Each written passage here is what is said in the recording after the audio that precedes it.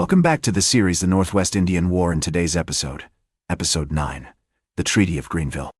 As we delve into the pivotal events of 1795, we find ourselves in the midst of a critical period in American history, one that will determine the fate of the Northwest Territory and shape the course of American expansion. As the harsh winter of 1794 to 1795 sets in, the Native American forces are struggling to maintain their resistance against the American army. Their winter quarters, scattered throughout the Northwest Territory, are makeshift and inadequate, providing little protection from the elements. The lack of food, shelter, and warmth is taking a devastating toll on the Native American warriors and their families. For example, the Shawnee leader, Blue Jacket, is forced to lead his people to the shores of Lake Erie, where they can hunt and fish to survive the winter. However, even these meager resources are scarce, and many Native Americans are forced to go hungry. Despite these challenges, the Native American forces continue to resist American expansion, albeit in a more disorganized and desperate manner.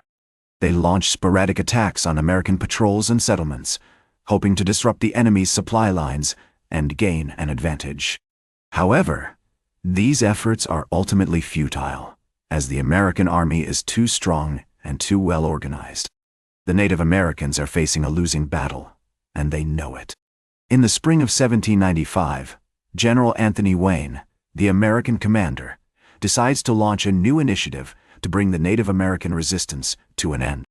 He invites the Native American leaders to meet with him at Fort Greenville, a newly constructed fort in present-day Ohio, to negotiate a peace treaty. The Native Americans, weary of war and facing certain defeat, agree to attend the meeting. On June 6, 1795, the Native American leaders, including Blue Jacket, Little Turtle, and Tarhe, arrive at Fort Greenville, accompanied by their warriors and interpreters. The negotiations at Fort Greenville are tense and complex, with both sides jockeying for position and advantage. General Wayne is determined to secure a comprehensive peace treaty that will grant the United States control over the Northwest Territory, while the Native American leaders are desperate to protect their lands and way of life. The talks are facilitated by interpreters and mediators, who struggle to find common ground between the two sides. After weeks of negotiation, a breakthrough is finally reached, and the Treaty of Greenville is signed on August 3, 1795. The treaty marks a significant turning point in the history of the Northwest Territory, as it establishes the Greenville Line, a boundary that separates Native American lands from American territory. The line runs from the mouth of the Cuyahoga River in present-day Cleveland to the mouth of the Maumee River in present-day Toledo, and then southwest to the Ohio River. The treaty also provides for the exchange of prisoners, the establishment of trade relations, and the creation of a framework for future negotiations. As part of the treaty, the United States agrees to make payments to the Native American tribes, both in goods and in cash, as compensation for their land cessions. These payments are intended to help the Native Americans transition to a new way of life, one that is more compatible with American expansion.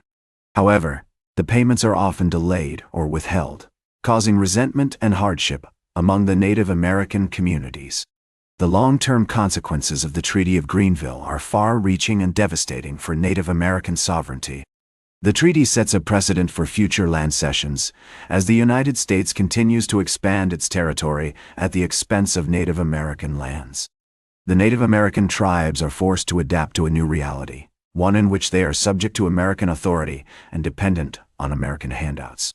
Their way of life is forever changed, as they struggle to maintain their cultural identity and traditional practices in the face of overwhelming pressure from the United States government. That's all for today. Join us next time on History with Herodotus as we continue our series on the Northwest Indian War with Episode 10, Legacy and Consequences.